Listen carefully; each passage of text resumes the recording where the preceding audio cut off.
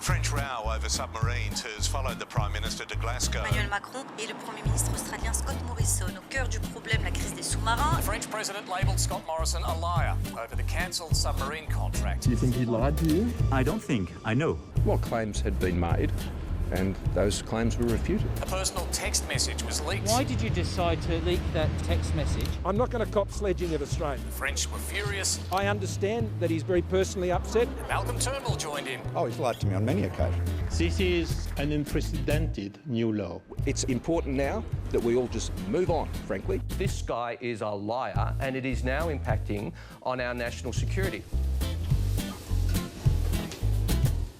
Well, as they say in France, salute. Salute. The year's over, but the Prime Minister went onto the world stage, which was always going to be a difficult sell for him, having to sell a climate change message given everything that he said before it. But he found himself in a trip that's gone from bad to worse. Being called a liar is one thing, but then getting into a really personally venomous spat with Emmanuel Macron, driven by this decision to leak Macron's personal text message. He went from a Prime Minister that was trying to defend the national interest to suddenly a Prime Minister who would stoop at no tactic to prove his point. And even then, I don't think he did prove his point. Yeah, and for voters back here in Australia, they weren't necessarily following, the machinations of this week. But I think that the takeout was just, Scott Morrison's been branded a liar. And I think that is a really potent political message for his opponents to run with. It was supposed to be the summit that would stop global warming, but now there's deep disappointment. Nearly 200 nations have finally reached a COP26 climate agreement in Glasgow, Scotland. The talks went into overtime as deep divisions remained. The Glasgow Climate Summit has ended with a compromise on coal. Hearing no objections, it is so decided. Applause, but no real joy. I'm deeply sorry. I also understand the deep disappointment. I know when I was walking around COP and I was talking to people, you'd say you were an Aussie and you'd get a bit of a look like, an Aussie.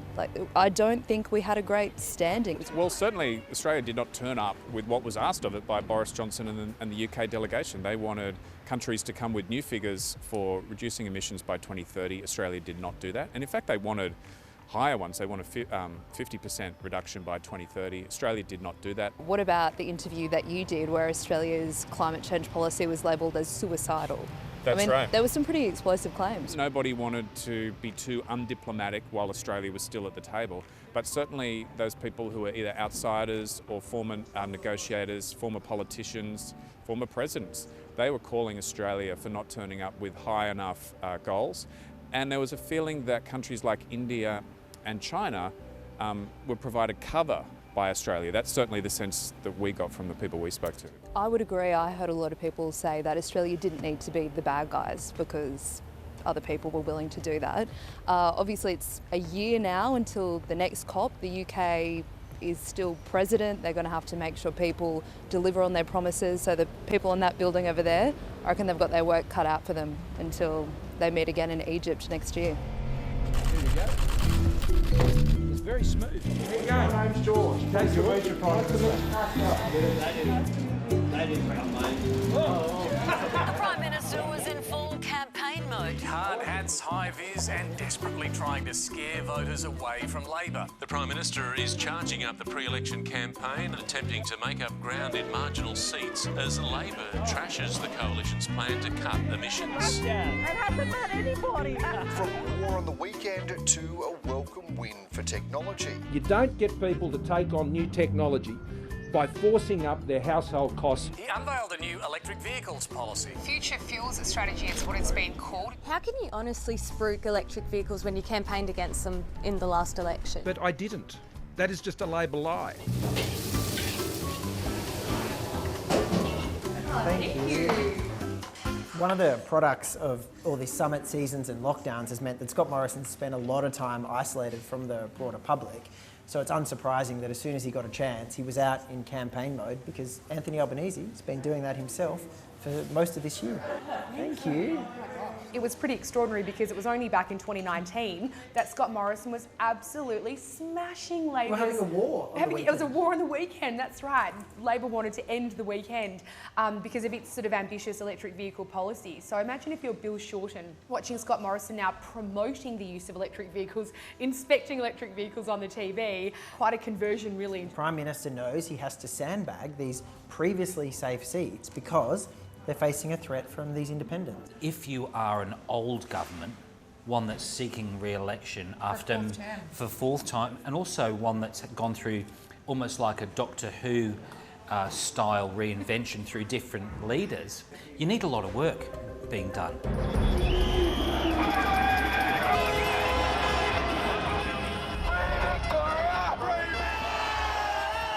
No matter how frustrated people might be, that is never the answer. Of course, there are many people who are feeling frustrated. I mean, over the last couple of years, governments have been telling Australians what to do. So while the PM's out on the road, it coincides with a time where there are these massive, angry, violent protests, and he's asked for his thoughts on it, asked to condemn the death threats, the violence. And he gets himself into some hot water because on the one hand he said, you know, frustrations about vaccine mandates, about restrictions are no excuse for violence. But in the same breath, he said, but I understand why people are frustrated at ongoing government restrictions. Well, the Prime Minister was outright accused of virtue signalling to people on his right flank who he hopes he might benefit from if they cast a preference his way, because as much as appealing to some on the left with the climate policies, he knows that he needs to keep the right satisfied as well. It's shaping up to be a fiery final sitting fortnight of Parliament. It returns today for its final sessions for the year. Australians are looking forward to Christmas, they're looking forward to 2022. Australia is reopening to the world. Probes have come a long way from Fortress Australia. There was long thought rumour that the border wouldn't open until after the election, but we're starting to see another step, as the Prime Minister likes to say, towards students and skilled workers coming in. Yeah, overseas students are one of the giants of the Australian economy, so there's been a lot of pressure on the federal government to ensure that at least overseas students and the migrant workers can come in. What's interesting though, running parallel with the debate today, is the fact that the Prime Minister is facing a whole lot of Liberals and Nationals who are opposing state vaccine mandates. But today we've got a national vaccine mandate. You can only come in if you're fully vaccinated. It just shows you that the politics of vaccines rubs both ways. Two senators threatening to go rogue. Two renegade Liberal senators have threatened to withhold support for government legislation and protest about vaccine mandates. Are you vaccinated, Senator? It's a time-honoured tradition of the Liberal and National parties that we allow our MPs to cross the floor without being tossed out. 5 government senators crossing the floor And voted in support of a One Nation bill. My colleagues in the Liberal National Party don't want to see a free Australia disappear. Politicians should not be holding people to ransom. It's called being, you wouldn't believe it, a goddamn bloody adult. The government opposed the bill that was in the Senate today. Given the numbers in the Parliament are as tight as they are, anyone can essentially derail the government's plans.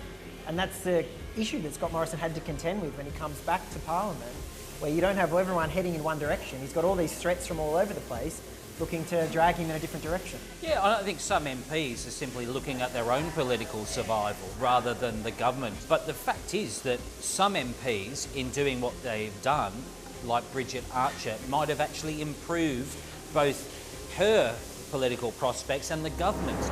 Liberal backbencher Bridget Archer crossed the floor to vote with Labor and the crossbench. saw a coalition backbencher vote in defiance of the government. I don't take this decision lightly at all, and it's a difficult decision to make. The government briefly losing control of the House of Representatives. The federal government lost not one but 2 votes in the House of Representatives over the issue of a federal anti-corruption body. Clearly a lot of us are very confused. I'm one of the dumber ones. Thank you, Mr. Speaker. I'm not confused. What clearly has to happen is that we need to get on with the debate. The move failed on a technicality. This government does not wish to instigate a Federal Integrity Commission. The irony of breaking an election promise on integrity is certainly not lost on me, and sure as heck I don't think it'll be lost on the voters either. Hasn't the Prime Minister lost control of the House, lost control of his senators and lost control of his government? No.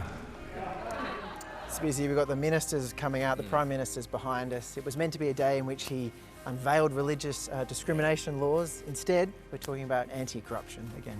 Yeah, and largely because of one of his backbenchers, Bridget Archer, who is the member for a very marginal seat of Bass in northern Tasmania. And she decided and did cross the floor really to put a stake in the ground on this National Integrity Commission, a federal anti-corruption body that she reckons should be a higher priority than that religious discrimination bill, right? And I think in doing so and then crossing the floor, well, yes, it's added to what's already a very chaotic week in Canberra for the government with floor crossing happening everywhere. But she's done a few things, I reckon. She's shown that for her electorate, and she's got real skin in the game here trying to... The most marginal coalition politician. Exactly, that this matters to the people she's trying to win over. This is not some esoteric, the spinners in this building might say, this is something for the bubble. It's not. It matters, this National Integrity Commission. She's put a big highlighter around that. And she's also managed to prove that a majority of the House actually want it. They at least want a debate on it. And I think that is very significant. It's not often we'd see the Prime Minister come in and introduce legislation, which is the way the day starts. We've just seen him leave. What do you think he's thinking now at the end of this parliamentary day and this end of this week of where it's all landed? He can't be feeling good about this week. We've had, I think it's up to 7 so far, and what time is it, that have crossed the floor this week, government backbenchers, on various issues. He had his own goal at the start of the week where he reminded us all about his ill-fated Hawaii trip, the decision he's got to take over the summer break, May or March election. There are a lot of factors to weigh, but one of them I'm sure will be, is it worth having another sitting of Parliament right before an election? Do you risk the sort of messiness we've seen this week? Parliament is inherently about power. We heard that power imbalances and the misuse of power is one of the primary drivers of bullying, sexual harassment and sexual assault. I find the statistics that are presented there, of course, appalling and disturbing. I wish I found them more surprising. It's deeply disappointing that if anyone arrives here inspired, only to become disillusioned because of the treatment they experience by others. So this has just dropped. It's the Sex Discrimination Commissioner Kate Jenkinson's review into the parliamentary workplace culture, and it's an interesting time for it to be dropped in this last sitting week of the year because it's kind of a whole circle to 2021. It started with Brittany Higgins coming forward with her allegations from a couple of years ago, and that has really quite dominated the parliamentary debate this year. Brittany Higgins herself has said that she is really pleased to see this review come out, but she's hoping that all the recommendations are adopted. It's called Omicron. The new Omicron strain of COVID. Omicron COVID strain. Omicron sweeps the globe. Plans to reopen most of the country in the lead up to Christmas have been thrown into doubt this morning. Travel bans have been reintroduced. Australia is one of the best prepared countries in the world. We have always assumed that there will continue to be variation.